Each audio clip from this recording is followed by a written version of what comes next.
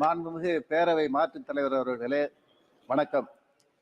ஒன்றிய அரசால் தமிழ்நாட்டுக்குரிய நிதியையும் திட்டங்களையும் புறக்கணிக்கப்பட்டாலும் முத்தமிழறிஞர் கலைஞர்களிடம் கற்றுக்கொண்ட அரசியல் நிர்வாகத்திறன் உடனால் தமிழக மக்களுக்கு வாக்குறுதிகளை நிறைவேற்றி வரும் மாண்புமிகு தமிழ்நாடு முதல்வர் முத்துவேல் கருணாநிதி ஸ்டாலின் அவர்களுடைய நல்லாசியோடும் என்னை வெற்றி பெற செய்த தேனி நாடாளுமன்ற தொகுதி மக்களுக்கும் கூட்டணி கட்சி தலைவர்களுக்கும் கழக உடன்பிறப்புகளுக்கும் எனது மனமார்ந்த நன்றியை தெரிவித்து எனது கன்னி பேச்சை துவங்குகிறேன். This is my maiden speech. ஒன்றிய அரசால் 31 துறைகள் விவாதிக்கப்பட வேண்டும் இந்த அவையில். ஆனால் 5 துறைகளை மட்டும் எடுத்து விவாதிக்கப்படுகிறது. அதை நான் வன்மையாக இந்த ஒன்றிய அரசை கண்டிக்கின்றேன். விவசாயத்துறை, கால்நடை, பால்வளத்துறை, மீன்துறைக்கு சேர்த்து ஒதுக்கிய தொகை 1,20,000 கோடி. அதில் கால்நடை மற்றும் பால்வளத்துறைக்கு ஒதுக்கிய தொகை வெறும் 4,000 கோடி. இந்த தொகை போதாது. காரணம் என்னவென்றால், எல்லாம் அறிந்த 5 முறை முதல்வராக இருந்த முத்தமிழறிஞர் கலைஞர் கால்நடைகளை பாதுகாக்க வேண்டும் என்ற உயர்ந்த சிந்தனையில் தமிழ்நாட்டில் 1989 முதலில் தமிழ்நாடு பல்கலைக்கழகத்தை, கால்நடை பல்கலைக்கழகத்தை உருவாக்கியவர் முத்தமிழறிஞர் கலைஞர். அதன் பின்பு 7 பல்கலைக்கழக கல்லூரிகள் வந்திருக்கின்றன. அதன் மூலம் தமிழ்நாட்டில் பல கால்நடைகளை வளர்ப்பதற்கு, விவசாயிகளை பாதுகாப்பதற்கு உண்டான திட்டங்களை தமிழ்நாடு முதல்வர் முத்தமிழறிஞர் கழகத்துடைய புதல்வர் தளபதி ஸ்டாலின் வழங்கி வருகிறார்கள். நான் கேட்பது, இந்த கூட்டத்தின் வாயிலாக நேஷனல் லைஃப் ஸ்டாக் மிஷன் மூலமாக 7 மருத்துவ கல்லூரிகளுக்கு 300 கோடி நிதியை வழங்கி கால்நடைகளை பாதுகாக்க வேண்டும் என்பதை ஒன்றிய அரசு மூலமாக நான் கேட்டுக்கொள்கின்றேன். இன்றைக்குள்ள உட்கட்டமைப்பு வசதி ஒவ்வொரு சட்டமன்ற தொகுதியாக கால்நடைகளுக்கு வேண்டிய மருத்துவ உதவிகளை தமிழ்நாடு அரசு செய்து வருகிறது. இது போதவில்லை. இதை பிளாக் வைஸாக, ஒன்றிய வைஸாக கால்நடைகளுக்கு நடமாடும் மருத்துவமனைகள் மூலம், வாகனங்கள் மூலமாக கால்நடைகளுக்கு மருத்துவ உதவிகளை செய்வதற்கு ஒன்றிய அரசு அதிக நிதிகளை தர வேண்டும். எங்க பகுதி கிராம பகுதி. நான் கிராமத்திலிருந்து வந்தேன். என்ன ஊரு நாராயணத்தம்பட்டி. சாதாரண கிராமம். கால்நடைகள் அதிகமா இருக்கு, மீன் வளம் பக்கத்துல இருக்கு, பால் உற்பத்தி ஆகுது. அங்க மலை மாடுகள்ன்ற ஒரு இனம் இருக்கு. அது எப்படின்னு சொன்னா, வனத்துறைக்கு அருகிலே போய் மேய்ச்சல் நிலைகளை மேயும், வந்து தானாக வெட்ட வெளியில் படுத்துக் கொள்ளும். அதற்கென்று கொட்டையை கிடையாது, தீவனம் கிடையாது. ஆனால் மாநில அரசு வேண்டிய உதவிகளை செய்தாலும் அதை போதவில்லை. அந்த மலை மாடுகளை பாதுகாப்பதற்கு, கொட்டைகள் அமைப்பதற்கு, தீவனங்கள் வழங்குவதற்கு ஒன்றிய அரசு அதிக நிதிகளை எங்கள் அரசுக்கு கொடுக்க வேண்டும். கால்நடைகளுக்கு என்று 2 நோய்கள் அதிகமாக பாதிக்கப்படுகிறது. ஒன்னு கோமாரி நோய், இன்னொன்னு கருச்சிதைவு நோய். இந்த 2 நோய்களை பாதுகாக்கிறதுக்கு 2 தடுப்பூசி போடுறோம், பத்தாது. கால்நடை ஆய்வாளர்கள் சொல்கிறார்கள், national animal disease control program சொல்லுகிறது 2 தடுப்பூசி போதாது, 3 தடுப்பூசிகளை போட்டாதான் கால்நடைகளுடைய உயிரை பாதுகாக்க முடியும் என்ற செய்தி இருக்கிறது. ஒன்றிய அரசு இதை கவனத்தில் கொண்டு 3வது தடுப்பூசி போடுவதற்கு ஆவணம் செய்ய வேண்டும். கால்நடைகளுக்கு என்று ஒரு புதிய நோய் இருக்கிறது. வடநாட்டிலும் இருக்கு, தென்னாட்டிலும் இருக்கு. அந்த நோய் என்னன்னு சொன்னா தோல் கலலை நோய், LST சொல்லுவாங்க, லும்பி ஸ்கின் டிசீஸ். இந்த நோய்க்கு உண்டான தடுப்பூசி எப்படி போடுறோம் சொன்னா, ஆட்டுக்கு வருகிற அந்த நோய்க்கு உண்டான தடுப்பூசியை வைத்துதான் மாடுகளுக்கும் போடப்படுகிறது. ஆகையினால் அந்த நோயை மாடுகளுக்கு கண்ட்ரோல் பண்ண முடியல. ஆடுகளுக்கு தடுப்பூசி கண்டுபிடித்த ஒன்றிய அரசு அந்த மாடுகளுக்கும் இந்த நோய்க்கான தடுப்பூசியை கண்டறிந்து வழங்கினால்தான் அந்த நோயிலிருந்து காப்பாற்றி கால்நடைகளை பாதுகாக்க முடியும். ஒண்ணு, ஒன்றிய அரசு மாறுதட்டி சொல்றது நாங்க மாடுகளை பாதுகாக்கிறோம் சொல்லி. ஆனா இன்னைக்கு ஒன்றிய அரசுக்கு வருமானம் எதுல இருந்து வருதுன்னு சொன்னா, ஆண்டு ஒன்றுக்கு 50,000 கோடி மாட்டு இறைச்சியை வெளிநாட்டுக்கு ஏற்றுமதி பண்றதுல வருது. Madam, this is my maiden speech. Already told. 50,000 கோடி ஆண்டு ஒன்றுக்கு 50,000 கோடி மாட்டு இறைச்சி ஏற்றுமதி செய்யப்படுகிறது. நண்பர் பேசும்போது சொன்னாரு, வனவிலங்குடைய எண்ணிக்கையை கால்நடை கணக்கிட்டு சொல்லி இருக்கு.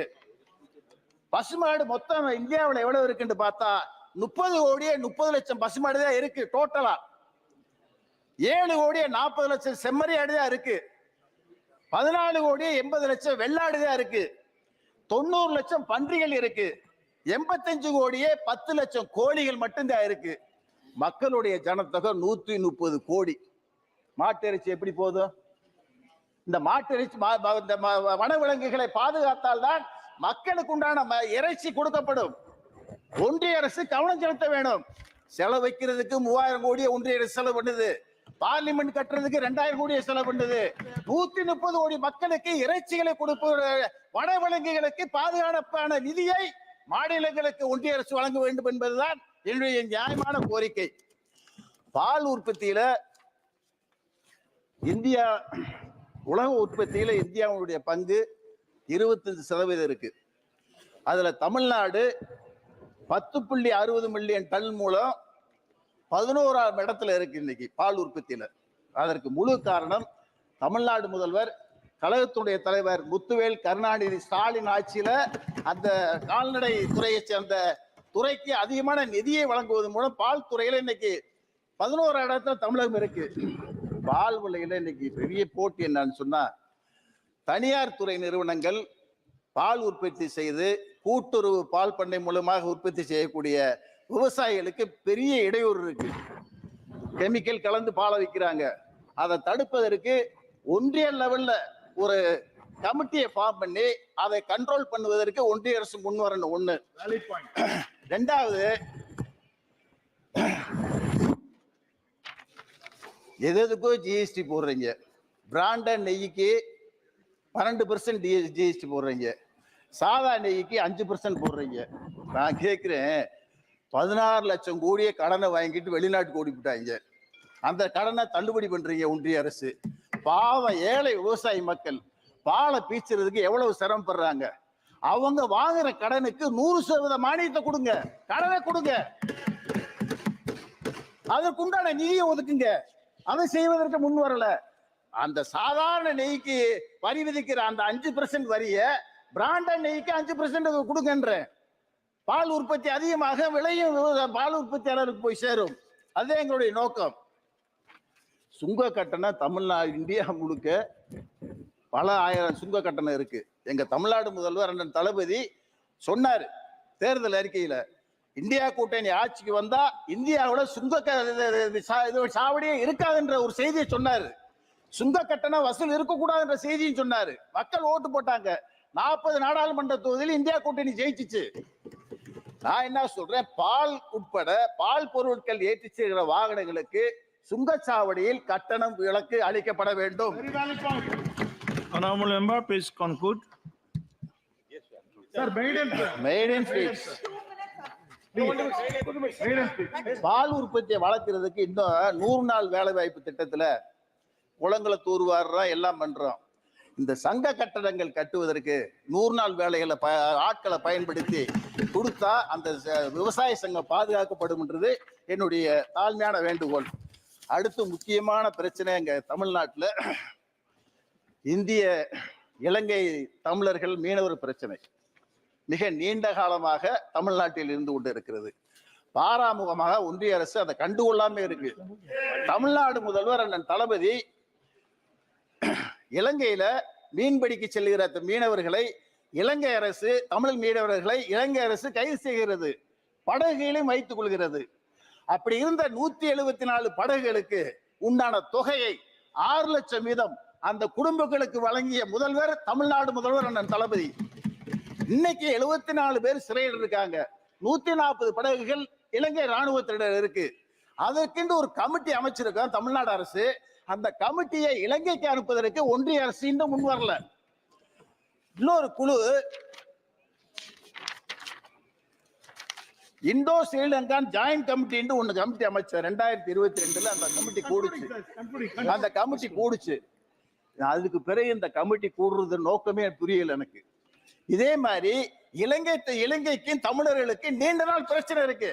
நான் என்ன சொல்றேன், இலங்கை தமிழ் மீனவர்களுக்கு பிரச்சனை இருக்கிற இடத்துல இந்திய அரசால் நிர்வகிக்கப்படுகிற கடல் சார்ந்த ராணுவம் போய் அங்க பாதுகாப்பு கொடுத்து 2 நாட்டுக்குண்ட பிரச்சனை தீர்ப்பதுதான் ஒன்றிய அரசின் நோக்கம்.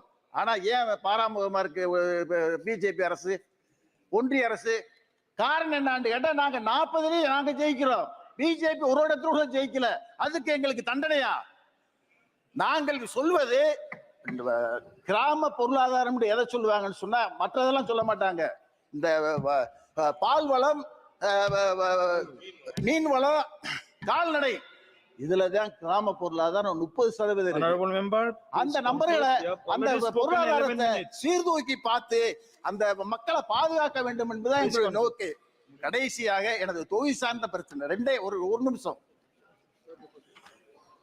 என்னை ஜெயிக்க வச்சாங்க, 5,80,000 ஓட்டு போட்டாங்க. அண்ணன் தளபதியினுடைய செல்வாக்கால ஜெயிச்சேன். வந்து பேசுறேன். ஆனா ஒன்றிய அரசு கொஞ்சம் கருணப்பார்வை பாருங்க. தொகுதி மக்களுடைய நீண்ட நாள் கோரிக்கை அது.